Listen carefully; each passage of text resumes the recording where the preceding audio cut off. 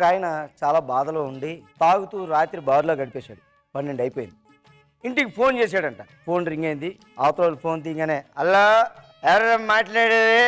నేనండి బాబు, పని మనుషులు మాట్లాడుతున్నాను. నేను మీ అయ్యగారిని మాట్లాడుతున్నాను. అమ్మగారు ఏం చేస్తున్నారు? అమ్మగారు నిద్రపోతున్నారండి. నిద్రపోతుందా? ఓ పని చేయి, చడి చప్పుడు లేకుండా తిన్న వంటగదిలోకి వెళ్ళిపో. ఎందుకని? వెళ్ళే చెప్తాను. వెళ్ళానండి అయ్యా. వంట ఇంట్లోకి వచ్చాను. ఏం చేయమంటారు? అక్కడ కత్తి ఉందా? ఉందండి. కొత్త కత్తి ఉన్నదండి అయ్యా. ఆ కత్తి తీసుకుని అమ్మగారి గదిలోకి వెళ్ళు. అమ్మగారి గదిలోకి వెళ్ళిందండి. ఏం చేస్తుంది అది? నిద్రపోతున్నారండి అయ్యగారు. అమ్మగారు నిద్రపోతుందా? కసక్కని పొడిచే. అయ్యగారు, నేను చెప్పినట్టు చేస్తే నీకు 1,00,000 రూపాయలు ఇస్తాను. పొడు. అలాగేనండి అయ్యగారు. కసక్ పొడిచాను. కసక్ పొడిచండి. కసక్. మళ్ళీ ఇప్పుడు 10 సార్లు పొడిచావా? పొడిచేసానండి అయ్యగారు. చచ్చిందా? చచ్చిపోయిందండి. మూట్లో కట్టేసి ఇంటి వెనకాతలున్న చెరువులో పడే. అయ్యగారు, ఇంటి వెనకాతల చెరువు ఎక్కడ ఉందండి? కొండ కదా. కొండ. Sorry, wrong number.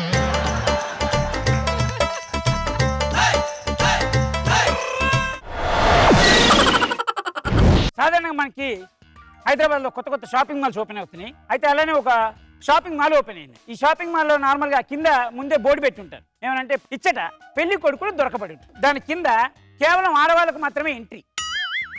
అంటే ఒక్కొక్క ఫ్లోర్లో ఉన్నారని స్టేట్మెంట్ ఇచ్చారండి. ఆడవాళ్ళకి ఎంట్రీ ఉంది. ఒక ఫ్లోర్కి వెళ్ళిన వాళ్ళు అక్కడ పెళ్లి కొడుకులు నచ్చకపోతే ఇంకో ఫ్లోర్కి వెళ్ళొచ్చు, అక్కడ నచ్చకపోతే ఇంకో ఫ్లోర్కి వెళ్ళొచ్చు. ఒకసారి వెళ్ళిన ఫ్లోర్కి మళ్ళీ రివర్స్ రాకూడదు. ఒకసారి నచ్చింది ఒకటేసారి చూసుకోవాలి, అయితే మీ కర్మ అని రాసింది. సరే, అందరూ అమ్మాయిలు అలా వెళ్ళారు. దానిలో మన అనసూయ కూడా టెస్టరీ కోసం వెళ్ళింది. అక్కడికి వెళ్ళిన తర్వాత ఫస్ట్లో ఆ బోర్డు అంతా చదివింది. భలే ఉంది, పెళ్లి కొడుకుని ఎత్తుకోవచ్చు అని ఒక ఫస్ట్ ఫ్లోర్కి వెళ్ళిన తర్వాత అక్కడ ఒక స్టేట్మెంట్ పెట్టింది. ఇచ్చట పెళ్లి కొడుకులు ఉద్యోగాలు ఉన్నవారు దొరకబడి మరియు అందంగా ఉంటారు. ఉద్యోగాలు ఉన్నవారు దొరకబడి మరియు అందంగా ఉన్నారు. మనకు వర్కౌట్ అవుతుంది. పైకి వెళ్ళి సెకండ్ ఫ్లోర్. ఇచ్చట పెళ్లి కొడుకులు ఉద్యోగాలు ఉన్నవారు అందంగా ఉంటారు, పిల్లల్ని బాగా చూసుకుంటారు అని. పిల్లల్ని బాగా అబ్బాయి ఏదో వర్కౌట్ అవుతుంది. మళ్ళీ పైకి వెళ్ళి ఇచ్చట ఉద్యోగాలు ఉన్నవారు అందంగా ఉంటారు, పిల్లల్ని బాగా చూసుకుంటారు, పని పాట వచ్చిన వాళ్ళు అని. సరే, సూపర్ అబ్బాయి, ఇది కూడా వర్కౌట్ అవ్వట్లేదు. ఇంకా అందగా ఏమైనా దొరికితే బాగుంది, అదృష్టం కొట్టేద్దామని మళ్ళీ 4th ఫ్లోర్కి వెళ్ళిందండి. 4th ఫ్లోర్కి వెళ్ళిన తర్వాత అక్కడ స్టేట్మెంట్ వచ్చింది. మీతో కలిపి ఇక్కడికి వచ్చిన వారు 1,33,478 మంది. ఆడవాళ్ళని మెప్పించడం మహా కష్టం అని.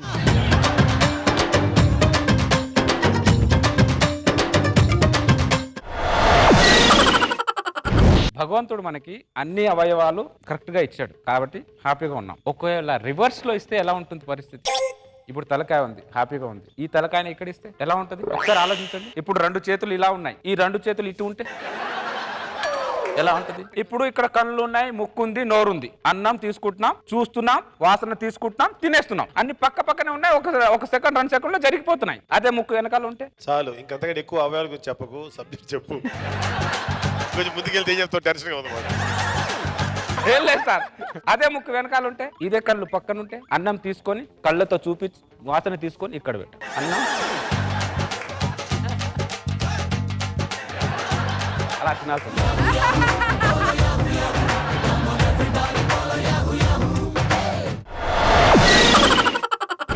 అంటే జోక్ చెప్పే ముందు దాని గురించి మీరు చెప్పుకోవచ్చు.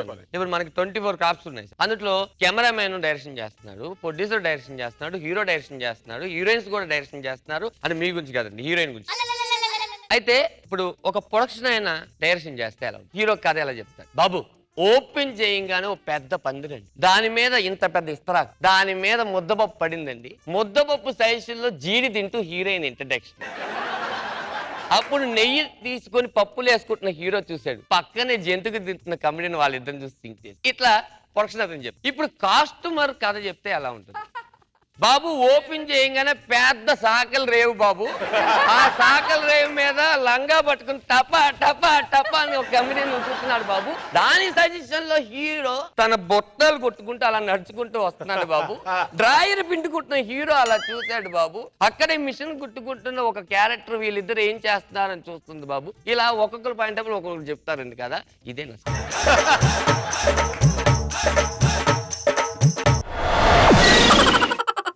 మన అనసూయ వాళ్ళ హస్బెండ్ కి సర్ప్రైజ్ ఇద్దాం అనుకుని మార్కెట్ లో కొత్తగా వచ్చిన నీ ఇంట్లో నా ఫోన్ అనే సెల్ ఫోన్ సిమ్ కొనుక్కుంది. అలా ఆయనకు సర్ప్రైజ్ ఇద్దామని ఇంటికి వచ్చి ఫోన్లో వేసి కిచెన్ లోకి పోయి హాయ్ డార్లింగ్ అనేది. ఏ నువ్వు తర్వాత ఫోన్ చేస్తే కానీ ముందు మా ఆవిడ కిచెన్లో నువ్వు ఫోన్ పెట్టి.